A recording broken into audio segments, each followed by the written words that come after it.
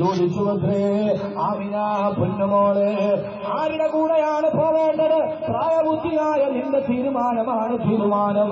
ഇന്നലെ കണ്ട നിനക്ക് വേണ്ടി ജീവിച്ച, നിന്നെ 9 മാസം കൊണ്ട് പ്രസവിച്ച, നിന്നെ 19 വർഷം വളർത്തിക്കൊണ്ടുവന്ന ഉമ്മയുടെ കൂടെ പോകണോ? അതല്ല ഇന്നലെ കണ്ട രാജേഷിന്റെ കൂടെ പോകണോ? തെറ്റി ചോദിച്ചപ്പോ ആ കോടതിയിൽ അഭിഭാഷകരും നൂറുകണക്കിന് ആളുകളുടെ ഈ ശ്രദ്ധ മുഴുവന് പിടിക്കൂട്ടിൽ നിൽക്കുന്ന 19 വയസ്സുകാരിലേക്ക് പ്രിയപ്പെട്ട പൊന്നുമ്മ പ്രതീക്ഷയോടെ ആമിനയുടെ ചുണ്ടിലേക്ക് നോക്കി, അല്ലാഹുവേ അവൾ എന്താണ് പറയാ? അവൾ ഏത് തീരുമാനമാണ് പറയാ? ഈ ഉമ്മയെ വേണമെന്ന് പറയുമോ? 9 മാസം അവളെ വയറ്റിലിട്ട് നടത്തിയ അവളെ ജീവിതത്തിന്റെ മരണവേദനയ്ക്ക് സമാനമായ വേദനയിൽ പ്രസവിച്ച ആ പ്രസവത്തിലൂടെയാണല്ലോ അല്ലാഹുവേ ഞാൻ വിധവയായത്. അന്നാണല്ലോ ഇവളുടെ വാപ്പ മരിച്ചത്. ഇവളെ പ്രസവിച്ച അന്നാണ് ഇവളുടെ വാപ്പ മരിച്ചത്. അന്നാണ് ഇവളെ പ്രസവിച്ച അന്നാണല്ലോ ഞാൻ വിധവയായത്. ഈ പൊന്നുമോൾക്ക് വേണ്ടിയാണല്ലോ പിന്നെ ഈ 19 വർഷം പേരുടെ കല്യാണം കഴിക്കാതിരുന്നത്. അവൾക്ക് വേണ്ടിയായിരുന്നുവല്ലോ കളിയുടുപ്പ് വാങ്ങിയത്. അവൾക്ക് വേണ്ടിയായിരുന്നുവല്ലോ ഇഷ്ടപ്പെട്ട കുഞ്ഞുടുപ്പുകൾ വാങ്ങിച്ചു കൊടുത്തത്. അവൾക്ക് വേണ്ടിയായിരുന്നുവല്ലോ ഇഷ്ടപ്പെട്ട വിദ്യാഭ്യാസം കൊടുത്തത്. അവരുടെ ആഗ്രഹം പറഞ്ഞപ്പോഴാണല്ലോ ഇഷ്ടപ്പെട്ട കോളേജിൽ ചേർത്തത്. വീട്ടിലേക്ക് വരാൻ സ്കൂട്ടി വേണമെന്ന് പറഞ്ഞപ്പോ, ഉമ്മയെ വിളിക്കാനൊരു ഫോൺ വേണമെന്ന് പറഞ്ഞപ്പോ എന്റെ പൊന്നുമോള് പറഞ്ഞിട്ടാണല്ലോ ഞാനിത് കടം വാങ്ങി ചെയ്തത്. അവളെ കടം വാങ്ങിച്ചിട്ട് ഞാൻ എഞ്ചിനീയറിംഗിന് പഠിപ്പിച്ചത്. ആ കടം തിരിച്ചു കൊടുക്കാൻ കഴിയാതെ നാട്ടുകാരും കടക്കാരും എന്നെ തെറി വിളിച്ചപ്പോ എന്റെ പൊന്നുമോൾക്ക് വേണ്ടിയാണല്ലോ ഞാനത് കേട്ടു നിന്ന് കരഞ്ഞത്. അവള് പഠിത്തം ബുദ്ധിയായാൽ ഉമ്മയുടെ കഷ്ടപ്പാട് തീരുമെന്നോത്തത്. അല്ലാഹുവേ അവൾ ഉമ്മയെ ഓർക്കുമോ? അതല്ല രാജേഷിനെ ഓർക്കുമോ?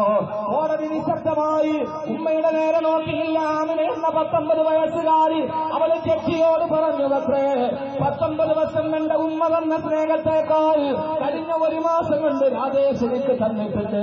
അതുകൊണ്ട് രാജേഷിന്റെ കൂടെ ഞാൻ പോവുകയാണെന്ന് വിധിയെഴുതാനെന്ന ജഡ്ജിയുടെ കയ്യിൽ നിന്ന് പേന താഴെ വീണു. പൊന്നുമ്മ കോടതി വരാന്തയിൽ പോലെ കെട്ട് താഴെ വീണു.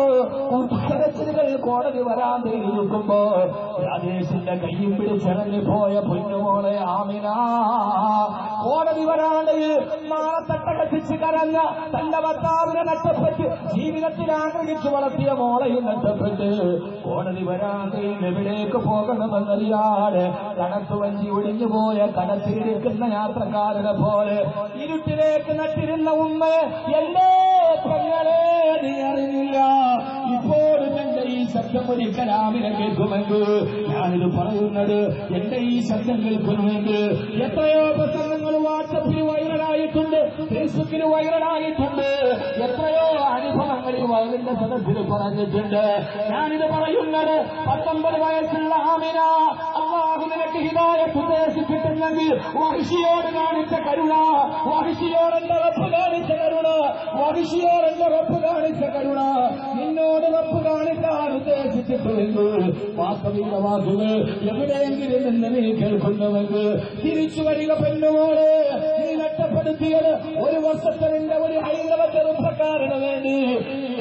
എന്റെ പെണ്ണുങ്ങളെ, അങ്ങനെ പോകാനിരിക്കുന്ന പെങ്ങളെ, ഈ അന്യമതസ്ഥരായ ചെറുപ്പക്കാര് മുസ്ലിം ഭർത്താക്കന്മാരെ വിട്ടിട്ട് അന്യമതസ്ഥരായ ചെറുപ്പക്കാര് നീ കണ്ടതേത് കോഴിക്കുകയാണ്? ഭാര്യയോടുള്ള സ്നേഹമോ?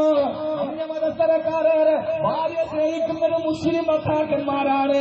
കാരണം ജീവിതത്തിന്റെ തിരക്കിന്റെ ഇടയിൽ 14-ാം രാവിലെ തന്റെ ഭാര്യയെ മടിയിൽ കിടത്തിയിട്ട് പ്രേമസല്ലാതെ നടത്തിയ മുസ്ലിം എന്ന ഭർത്താവിനെ പഠിച്ചവരാണ് മുസ്ലിമീങ്ങൾ. സഹോദരങ്ങളെ, യേശുക്രിസ്തു ഭാര്യയോടുള്ള സ്നേഹം പഠിപ്പിച്ചിട്ടില്ല, സ്നേഹിഷ്ടം പഠിപ്പിച്ചിട്ടില്ല. അത് പഠിപ്പിച്ചതെന്ന മുത്തുനബിയാണ്. ആ മുത്തുനബി പഠിപ്പിച്ച ഭർത്താവിന്റെ കടമ അറിഞ്ഞവരാണ് മുസ്ലിമീങ്ങൾ.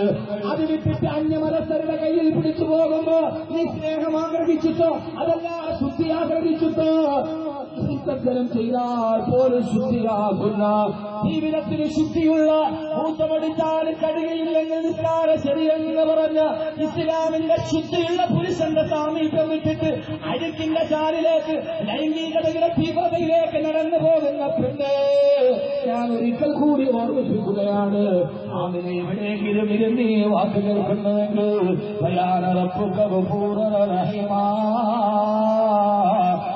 നിനക്ക് പുറത്തു തരുമെന്ന് നിന്റെ നിന്റെ സ്വർഗം നഷ്ടപ്പെടുത്തിയല്ലോ. പെണ്ണാത്തിൽ ഗുരുദവസം നിനക്കിനിയില്ലല്ലോ. അവർ നിനക്ക് പുതുമണവാട്ടിയാവാ കഴിയില്ലല്ലോ. അതുകൊണ്ട് ആ ഷഹാദത്ത് കലിമയിലേക്ക് തിരിച്ചു വരിക. അല്ലാഹു നമ്മുടെ പെണ്ണന്മാരെ കാത്തേക്ഷുകുമാറാകട്ടെ. അതുകൊണ്ട് ഓരോരുത്തരോടുമായി തെറ്റുകൾ നിങ്ങളെ മാടി വിളിക്കുമ്പോ ആ സമയത്ത് പെങ്ങളെ പിടിച്ചു നിൽക്കുക. അല്ലാഹുവിലേക്കുള്ള ബന്ധം ശരിയാക്കുക. അല്ലാഹു തൗഫീഖ് നൽകട്ടെ. അല്ലാഹു തൗഫീഖ് നൽകട്ടെ. ചൂടിപ്പോയാ പൊതുസദസ്സാണ് ലക്ഷ്യങ്ങളെ പറഞ്ഞ എന്താ പോണെന്ന് ഞാൻ ഒന്നൊഴിച്ചുകൊണ്ട് പൊളിച്ചു പറഞ്ഞു. ഏത് ക്വാളിറ്റി?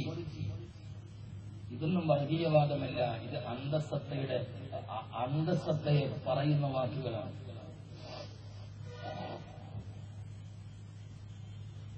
ഇത് പെണ്ണെ സ്നേഹമുള്ള ഭർത്താവ് മുത്തുനബി എന്ന ഭർത്താവിനെ പെടുത്ത മുസ്ലിം ഭർത്താവാണ്. യേശുക്രിസ്തു ഭാര്യയോടുള്ള കടമ പറഞ്ഞിട്ടില്ല, സ്ത്രീയിഷ്ടം പറഞ്ഞിട്ടില്ല. പറഞ്ഞത് ഒരേ ഒരാളേ ഉള്ളൂ, മുത്തുനബി സല്ലല്ലാഹു അലൈഹി വസല്ലം. ഭാര്യയെ കണ്ണീരിന്റെ കാരണക്കാൻ എന്റെ സ്വഭാവത്ത് കൊടുക്കില്ല എന്ന് പറഞ്ഞിട്ട് പോയ ആളാണ് മുത്തുനബി സല്ലല്ലാഹു അലൈഹി വസല്ലം. പാപങ്ങൾക്ക് സാഹചര്യം കൂടുതലാണിപ്പോ എല്ലായിടത്തും പാപങ്ങൾ. നിങ്ങൾ എന്താ അറിഞ്ഞത്? ഞാൻ വളരെ പ്രധാനപ്പെട്ട ഒരു ആയത്ത്